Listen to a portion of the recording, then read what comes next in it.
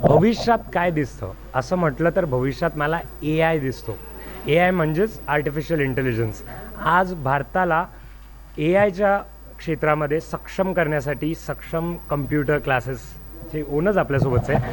Congratulation first of all sir. आज आपल्याला Maharashtra business icon award 2025 याच्याने पुरस्कृत करण्यात आलेलं आहे. कशी फिलिंग आहे, काय वाटतंय? आज सोनाली कुलकर्णी मॅम त्यांच्या हस्ते हा अवॉर्ड झालेला आहे, तुम्हाला अवॉर्ड मिळाला आहे.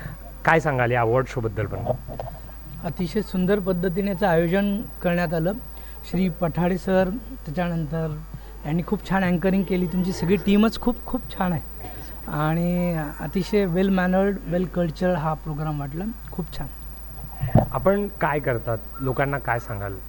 आम्ही वेगवेगळे कम्प्युटरमधले कोर्सेस प्रोव्हाइड करतो, जसं की डेटा ॲनालिसिस, अकाउंटिंग कोर्सेस, आणि या कोर्सच्या माध्यमातून आम्ही आत्तापर्यंत 15,000 प्लस विद्यार्थ्यांना प्रशिक्षण दिले आणि 5,000 प्लस मुलांना आम्ही याच्यातून जॉब प्लेसमेंट पण दिली आहे. आणि विद्यार्थ्यांनी जर त्यांच्या चालू शिक्षणामध्ये म्हणजे जे BCom BSc जे काही करतात त्याच्यासोबत जर अटॅच कम्प्युटर कोर्स जर त्यांनी केला तर तो त्यांना भविष्यासाठी खूप फायद्याचा ठरतो. That's nice. तुम्ही AI बद्दल सांगत होतात की आर्टिफिशियल इंटेलिजन्स, भविष्यात आर्टिफिशियल इंटेलिजन्सचे खूप ब्राईट दिसत आहे.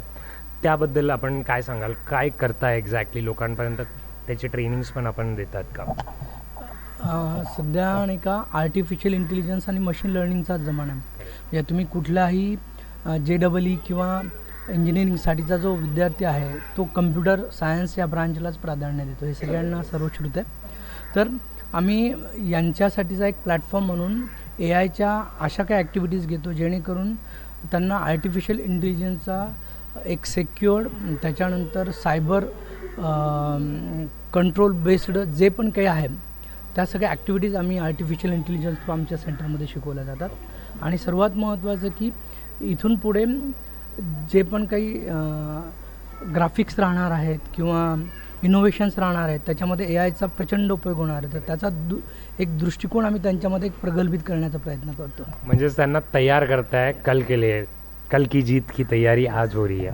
Thank you so much. Congratulations and all the best. All the best sir. Yes, thank you.